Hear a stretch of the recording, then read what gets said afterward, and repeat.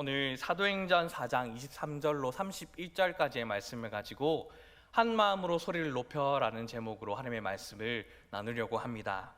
그런데 오늘 본문 말씀을 나누고자 할 때에 앞에 있는 내용들에 대해서 먼저 살펴보면서 함께 말씀을 나눴으면 좋을 것 같습니다. 사도행전 3장에는 이러한 이야기가 나오고 있죠. 날 때부터 걷지 못하는 사람을 고쳐주는 이야기가 나오고 있습니다. 베드로와 요한이 성전에 기도하러 가다가 성전 민문 앞에 앉아 구걸하고 있던 날 때부터 걷지 못한 사람을 고쳐주는 이야기 말입니다. 바람처럼 불꽃처럼 역사하신 성령의 임재를 경험한 처음 교회의 성도들은 먼저 밖으로 나가 방언으로 각 나라의 사람들에게 복음을 전했던 소식들이 우리가 읽어오는 사도행전의 말씀을 통하여서 우리는 확인할 수 있습니다. 그리고 복음의 능력은 못 걷던 이가 일어나게 되고 뛰며 찬양하는 표적으로도 나타나게 되었던 것이죠. 예수님을 통하여서 보여주신 하나님의 능력이 이제 성령의 능력으로 제자들을 통하여서 일하고 계심을 사도행전의 말씀을 통하여 우리는 확인할 수 있게 되는 것입니다. 나면서부터 걷지 못했던 사람은 매일같이 성전 문 앞까지 왔지만 신체의 장애로 인해서 성전 안에는 들어갈 수 없었던 사람이었습니다. 그저 민문을 통하여서 성전에 들어가고 나오는 사람들에게 자비로 한 푼이라도 얻어서 그 더 얻는 것으로 삶을 조금이라도 연명해 나가는 것이 아마 성전 민문 앞에서 앉아 있었던 그 사람의 희망이었고 소망이었을 겁니다. 그래서 베드로와 요한이 이 사람을 지나가려 할 때에 그들이 우리를 보라라고 관심을 집중하자 그저 그들에게 무엇을 얻을까 하여 바라볼 뿐이라라고 성경에 기록하였던 것처럼 우리의 삶 가운데의 아픔과 그 질병들이 회복하기를 원하는 그 마음, 더 나아가 오늘도 하나님 전에 나와 하나님께 영광 올려드리며 하나님을 찬양하기 소망하는 마음, 그 마음으로 얻을 수 있을까, 회복할 수 있을까, 나을 수 있을까라는 마음으로 그 제자들을 바라보았던 것이 아니라 그저 그들에게 무엇을 얻어서 조금이라도 편안하게 삶을 살아갈 수 있을까에 대해서만 초점을 가지고 있었던 것이죠. 불행하게도 삶의 많은 부분이 결핍되어 있었던 것 같습니다. 왜냐하면 그 사람은 날 때부터 걷지 못했던 사람이었기 때문에 어쩌면 어느 순간 세상 사람들과 다른 나의 모습을 보게 되었고 나는 도저히 할 수 없을 거야. 그러니 나는 안 돼. 라는 그러한 마음으로 어릴 때부터 그러한 닫혀있는 마음들로 자라왔기 때문에 그 사람에게 있어서는 감히 하나님 앞에 예배하는 것, 복음으로 말미암아 나을 수 있으리라는 그러한 마음들이 전혀 생기지 못했던 것이었죠. 우리의 삶도 마찬가지일 겁니다. 정말 필요한 것이 무엇인지 모른 채 세상의 사람들 그리고 우리의 연약한 모습도 그와 같을 겁니다. 그저 돈만 조금만 더 벌면 잘 사는 인생이라고 생각하고 매일같이 부지런히 살아가지만 우리들과 똑같은 마음으로 우리 자녀들에게도 같은 생각을 심어주고 살고 있는 것이 우리의 형편이겠죠. 왜냐하면 아이들에게 어떤 직업을 갖고 싶느냐, 이 직업을 통하여 무엇을 하고 있느냐라는 것을 질문을 가지게 된다면 아이들이 직업과 꿈에 대한 질문을 하면 그 일에 대한 직업적인 소명, 즉 의사라면 한 생명을 살리고 고치는 일에 대한 직업적인 소명이라든지 교사라면 한 아이를 어릴 때부터 잘 양육하여 바른 성장의 인격을 내세우는 그러한 가르침을 할 수 있는 직업적인 소명에 대한 관심을 가지긴커녕 이 직업을 통하여 얼마만큼 벌 수 있고 이 직업을 통하여 내가 어떠한 명예를 얻을 수 있는지에 대해서 초점을 가지고 있는 것이 오늘 살아가고 있는 이 세대일 겁니다. 그리고 죄송하지만 우리 부모님의 세대들도 세상의 그러한 자격들로 가지고 우리 자녀들을 그렇게 기르진 않으셨습니까? 정작 돈을 많이 벌 수 있냐는 질문 앞에 진짜 행복하게 사는 법을 가르쳐 주지 못했던 우리의 모습은 있지 않습니까?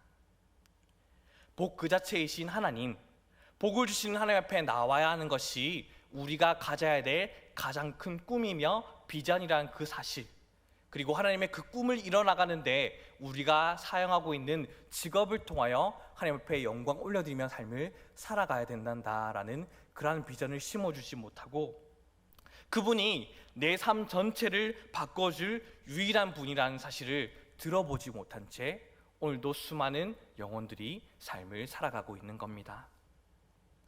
그를 불쌍히 여겨 매일같이 미문까지 메고 오는 착한 친구들도 있었죠. 우리로 말하면 우리의 어려운 형편을 도와줄 만한 이웃들이 될 수 있겠죠. 내가 그런 삶을 살아갈지도 모릅니다. 배고파하는 사람들에게 배고픔을 조금 도와줄 수 있는 형편, 그리고 내가 가지고 있는 것을 잘 나눠줘서 어렵고 힘든 사람들이 생활할 수 있게끔 더 나은 환경들로 제공하는 그러한 모습들이 우리 삶 가운데 있을지도 모르겠죠. 그 친구들도 참 고마운 사람들입니다. 그렇지만 그 삶의 격가지만 도울 수 있을 뿐 정작 그 사람의 본질적인 것을 변화시킬 만한 힘을 가지고 있었던 것은 아니었습니다. 그러나 그 자리를 지나갔던 베드로와 요한은 달랐습니다. 그들은 십자가에 달리신 예수님, 부활하신 예수님을 만났죠. 그리고 성령 충만하여 그들의 존재 자체가 변화되었습니다.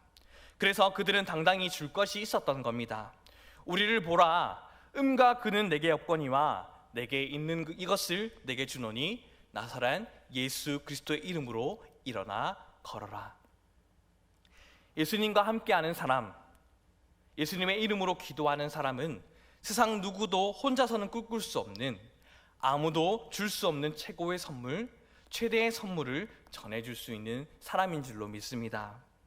오늘 주님 앞에 나와 예배하고 기도하는 우리도 전해줄 선물이 있음에 감사하십시오. 예수 그리스도 그분의 이름이 있고 그분의 사랑이 있고 그분이 세우신 이 전화교회가 있기에 우리는 우리 가운데 가지고 있는 환경과 물질로 세상 사람들에게 도움을 주는 것이 아니라 우리의 본질적인, 우리의 근본적인 것을 변화시킬 유일한 분, 예수 그리스도의 이름을 가지고 있다는 사실에 감사하며 오늘 하루를 마무리하며 감사하며 매일매일을 살아내는 복된 주님의 자녀들 될 수 있기를 간절히 소망합니다. 그렇게 예수 이름으로 나면서부터 걷지 못했던 사람이 40년세나 되어서 걷게 되고 뛰게 되고 하나님을 찬송하는 놀라운 그러한 모습을 보고 사람들이 그 주위에 모이게 됩니다. 이때에 베드로는 무엇을 합니까? 말씀을 전하죠. 회개하라, 하나님의 나라가 가까이 왔느니라 라고 외쳤던 예수님의 외침이 이제는 성령의 충만함으로 말미암아 참다운 제자가 되었던 그들의 선포의 메시지로 바뀌어지게 되었던 겁니다. 그러자 어떻게 되었습니까? 첫 번째 설교 후에 3,000이나 믿기로 작정하였고, 또 이번에는 4장 4절 말씀 가운데 나오듯이 남자만 5,000명이 예수님을 믿게 되었다라고 말씀 가운데 기록되어져 있습니다. 오늘 우리가 믿는 예수님을 증거하며 살아갈 때에 이런 은혜가 임할 줄로 믿습니다. 우리가 예수님의 복음을 증인으로 삶을 살아갈 때에 나의 가정이, 나의 이웃이, 나의 일터 가운데에 또 우리 세대뿐만 아니라 우리 다음 세대들이 주님의 이름으로 회복되어 예수님의 이름으로 믿게 될 것을 말입니다. 이처럼 처음 교회에 성령의 역사가 강력하게 나타나고 부흥의 역사가 나타났습니다. 그런데 우리가 살아가는 삶 또한 마찬가지인 것이 그 삶에도 마찬가지였습니다. 모든 사람이 예수님의 도, 그 가르침과 행한 일을 기뻐했던 것이 아니죠. 4장 1절의 말씀을 보니까 예수 안에 죽은 자의 부활이 있다라고 백성을 가르치고 전함을 싫어해서 베드로와 요한을 잡아 가두었다라고 기록하고 있습니다. 처음 교회가 생겨난 후에 아마 처음 겪는 가장 큰 어려움이었을 겁니다. 이때 두드러지게 나타나는 인물들이 바로 두 부류가 있죠. 위협하는 사람들, 또 그 가운데에 담대한 사람들. 위협하는 사람들은 죽음이 무서우면 너희가 가지고 있는 예수의 이름을 당장 사라지게 만들어 전하지 마 라고 말하며, 담대한 사람들은 우리는 죽어도 예수의 이름을 전하지 않을 수 없어 라고 삶을 살아가는 사람들입니다. 4장 1절과 5, 6절 말씀에 보면 처음 교회를 핍박하기 시작했던 사람들, 예수님을 전하는 일을 싫어하는 사람들이 나옵니다. 누구입니까? 제사장들과 성전 맡은 자들과 사두개인들, 제사장 안나스와 가야바와 문중들도 다 함께 했다라고 합니다. 간원과 장로와 석인가들도 함께 했다라고 합니다. 그런데 참 재미있는 것은요, 그들은 모두 복음서에서 평소에는 서로의 믿음의 내용이 달라서, 서로가 서로의 방법들이 다 달라서 사이가 좋지 못했던 사람들이었다고 합니다. 우리가 알고 있지 않습니까? 그런데 딱 유일하게 무엇만 하나가 되었다고 합니까? 예수의 죽음으로 한마음이 되었다고 합니다. 그들이 곧 위협하는 자들이었죠. 오늘 본문인 4장 26절과 27절 말씀에도 저들이 합동하여 예수를 거스렸고 다시 성령의 역사, 교회의 사역을 방해하기 위해 잘못된 방향에 한마음이 되었다라고 기록하고 있습니다. 그리고 그들이 사도들을 공회 가운데 세우고 너희가 무슨 권세와 누구의 이름으로 이 일을 하였느냐라고 묻습니다. 왜? 우리가 정죄하고 우리가 틀렸다라는 그 이름으로 너희들이 계속 복음을 전하고 있어. 왜 예수란 이름으로 그런 기적을 행하고 있냐라는 말입니다. 그러한 질문에는 이미 고침을 받았던 그 영혼은 보이지 않는 것이죠. 마치 예수님이 안식일에 손 마른 사람을 고쳤을 때에 손 마른 사람이 나은 것은 보이지 않고 안식일을 어겼다라는 그 법만이 보였고 내가 생각하는 그 질서, 그 법만이 유일한 거야 라고 하면서 하나님을 보지 못하고 다른 사람을 보지 못하며 내가 정해놓은 규율만 보고 나의 권위만을 내세우며 내가 위태위태할 만한 것들이 있다라고 한다면 그 싹을 다 잘라버리는 사람들이었던 겁니다. 그래서 베드로는 9절 말씀 가운데에 만일 병자에게 행한 착한 일에 대하여 이 사람이 어떻게 구원을 받았느냐라고 오늘 우리에게 질문한다면 이라고 말하며 저들의 질문 자체를 바꾸어서 바로 예수님의 이름으로 이 사람들이 건강하게 되었다, 예수님 외에는 구원받을 만한 다른 이름이 없다라는 대답을 주었던 겁니다. 5장에 가면 이들의 핍박의 강도가 점점 심해져서 사도들을 감옥에 가두고 채찍질하기도 하고, 7장에 가면 스데반을 돌로 쳐 죽이고, 12장에 가면 야고보 사도를 칼로 죽이기도 하지만 처음 사도들에게 가하는 그들의 핍박은 우선 여러 가지 말들로 위협하는 것으로 나오고 있습니다. 오늘 본문 바로 앞쪽에 있는 내용인데요, 17과 18절 말씀 가운데에 나옵니다. 이것이 민간에 덮어지지 못하게 그들을 위협하여 이후에는 이 이름으로 아무에게도 말하지 말게 하자 하고 그들을 불러 경고하여 도무지 예수의 이름으로 말하지도 말고 가르치지도 말라 하니, 또 21절 말씀 가운데에는 관리들이 백성들 때문에 그들을 어떻게 처벌할지 방법을 찾지 못하고 다시 위협하여 놓아주었으니 라고 기록하고 있습니다. 위협이란 무엇입니까? 힘으로 누르고 협박하는 것 아닙니까? 누르고 협박했다가 그것이 통하지 않으면 결국은 그 힘으로 신체상의 위협과 생명의 위협을 줄 수 있는 것이 바로 위협이라는 겁니다. 오늘날 이것도 우리는 분명 법에 걸리죠. 예수님의 이름을 계속 전하면 너희들은 죽음을 당할 거야. 한 번만 더 예수 이름의 예자만 꺼내봐. 가만 안 둘 테니 라고 하면서 복음을 전하는 사람을 핍박했고 사랑하는 가족들을 핍박했던 지난날 나의 연약한 모습은 아닙니까?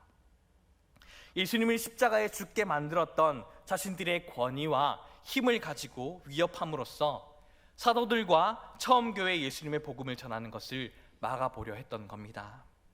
그러나 그 가운데서도 그 위협을 받은 사도들과 처음 교회의 반응을 보십시오. 아이고 큰일 났으니 복음을 전했다가는 죽겠구나. 내가 다시는 예수 이름 전하지 않아야지. 아니 잠잠했다가 다시금 살짝 전해볼까? 그러지 않았습니다. 오히려 그들 앞에서 더 담대히 복음을 전했습니다. 사도행전 4장 10절과 12절의 내용인데요, 너희들은 알아라. 이 사람은 나사렛 예수 그리스도의 이름으로 건강하게 되어 너희 앞에 섰느니라. 다른 이로서는 구원을 얻을 수 없나니 천하인간의 구원을 얻을 만한 다른 이름을 우리에게 주신 일이 없음이니라. 아멘. 이 말은 무엇입니까?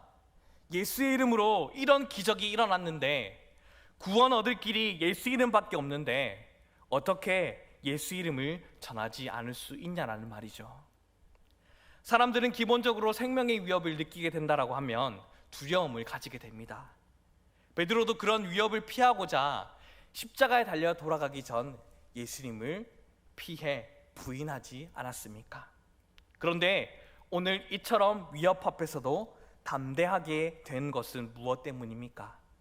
베드로가 예수님의 부활을 분명히 보았기 때문이죠. 오순절 성령 강림의 역사를 체험했기 때문입니다. 부활하신 예수님이 성령의 역사하심으로 그와 함께 했기 때문입니다. 우리의 삶도 이러한 삶이 되기를 주님의 이름으로 축복합니다. 이를 위해 그 충만한 삶이 끊이지 않기 위해 그들이 했던 일이 있습니다. 이들은 이 성령 충만함을 계속 유지하기 위해 온 교회와 함께 한 마음으로 하나님께 기도하였던 겁니다. 오늘 본문 29절과 30절에 나오는 그 기도의 내용을 보십시오. 첫 번째 29절의 말씀입니다. 주여 이제도 그들의 위협함을 굽어 보시옵고 또 종들로 하여금 담대히 하나님의 말씀을 전하게 하여 주옵소서라고 기도합니다. 위협받는 것, 핍박받는 것을 피하여 주옵소서가 아니라 위협받을 때에, 핍박받을 때에 함께하여 주셔서 힘을 주시옵소서라고 기도하는 기도의 내용인 겁니다. 위협과 핍박에도 불구하고 무엇을 전하기 위해서요? 하나님의 말씀을 더 담대하게 잘 전할 수 있도록 주님 함께하여 주시고 힘과 능력 더하여 주시옵소서. 사도 바울도 에베소 교회의 성도들에게 나를 위하여 구할 것은 내게 말씀을 주사 나로 입을 벌려 복음의 비밀을 담대히 알리게 하옵소서라고 중보기도를 원했습니다.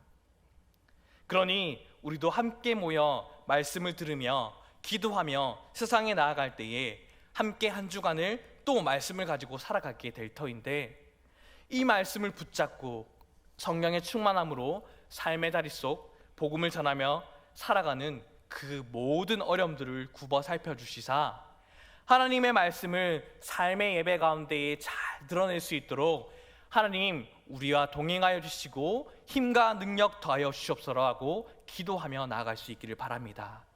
그리고 나뿐만 아니라 이곳에 모인 서로가 서로를 위해서 중보 기도하는 그러한 귀한 공동체가 될 수 있기를 간절히 바랍니다. 오늘 우리가 기도하며 나아갈 때에 그렇게 나를 위해 또 이 자리에 함께 모인 주님의 자녀 한 지체 한 지체를 위해 중보하며 나아가는 은혜의 시간 되기를 간절히 소망합니다. 두 번째는 30절이죠. 손을 내밀어 병을 낫게 하시옵고 표적과 기사가 거룩한 종 예수의 이름으로 이루어지게 하옵소서라고 기도합니다. 자신들의 병을 낫게 해달라고 기도하지만 이 기도하는 것이 궁극적으로 이 표적을 통하여서 예수님의 이름이 잘 전해지기를 바라는 그러한 기도가 함께 드렸던 겁니다. 이들의 기도는 모든 위협을 이길 수 있을 만한 담대함으로 예수 이름을 전할 수 있는 사람들이 되게 해달라는 기도이죠. 더 성령 충만하여 더 담대히 하나님의 말씀을 전하는 간구의 기도이죠. 그 가운데에 나의 편의와 나의 이익만을 바라보며 병 나음을 구했던 것이 결코 아닙니다. 무엇을 위함입니까? 예수의 이름을 위함입니다. 나의 연약함이 나의 영광이 되도록 모든 연약함을 들어 사용하셔서 예수의 이름만이 드러날 수 있도록 주님, 부족하지만 나의 연약함도 들어 사용하십시오.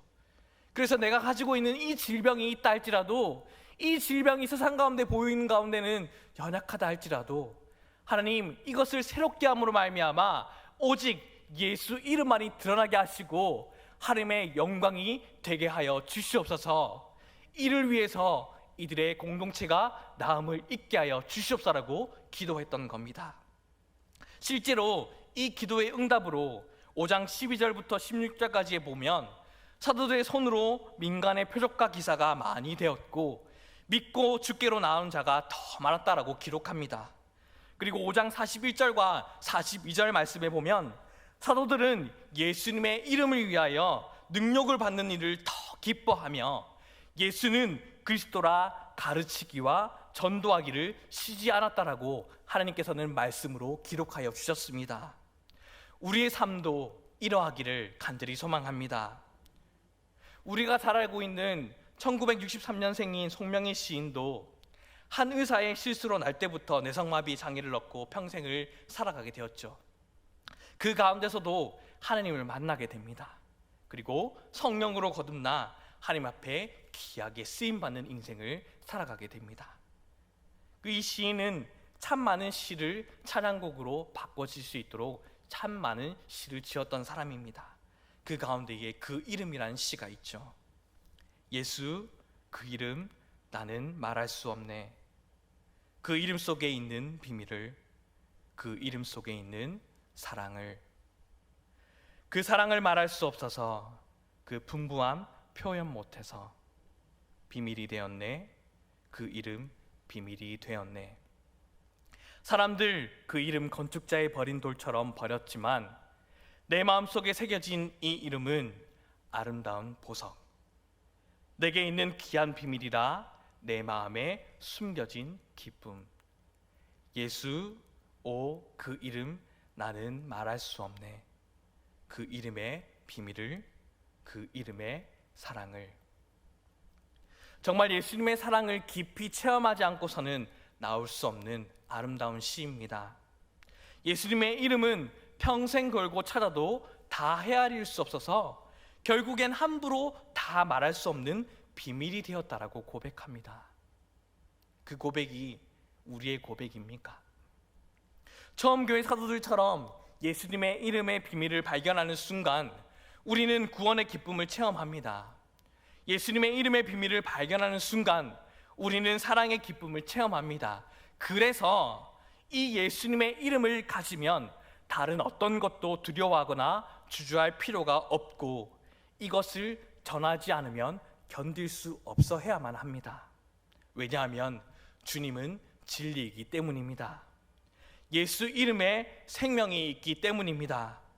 예수 이름에 구원이 있기 때문입니다. 예수 이름만이 우리의 능력이 되기 때문입니다. 그것을 믿으십니까?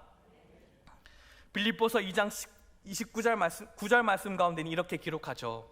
그러므로 하나님께서는 그를 지극히 높이시고 모든 이름 위에 뛰어난 이름을 그에게 주셨습니다. 그리하여 하늘과 땅 위와 땅 아래에 있는 모든 것들이 예수의 이름 앞에 무릎을 꿇고 모두가 예수는 주님이라고 고백하여 하나님 아버지께 영광을 돌리게 하셨습니다 라고 분명히 약속의 말씀을 우리 가운데 허락하여 주셨습니다.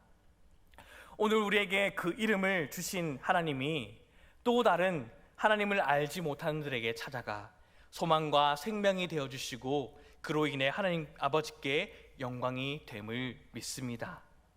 그 삶, 예수 그 이름의 비밀을 아는 순간 말할 수 없는 기쁨과 전하지 않을 수 없는 기쁨이 우리 가운데 있어서 오늘도 우리 세상 가운데 복음을 증거하며 살아갈 때에 그 비밀을 알지 못하는 사람들에게 많은 어려움을 당할지도 모릅니다. 그때에 우리는 이 말씀 속 예수의 이름으로 한마음이 되었던 참 주님의 제자의 삶을 살아가기를 하나님께서는 우리에게 원하고 계십니다. 한마음으로 하나님께 소리 높여 기도하는 처음 사도들과 처음 교회 성도들처럼 예수의 이름으로 기도하며 예수의 이름을 비밀을 알아가며 삶 가운데 성령 충만함으로 담대히 하나님의 말씀을 전하며 사는 인생 되기를 간절히 소망합니다. 그리고 그 이름을 증거하는 우리 인생으로 하나님 아버지께 영광이 되는 복된 인생을 살아가는 그런 모든 성도님이 되기를 간절히 소망합니다.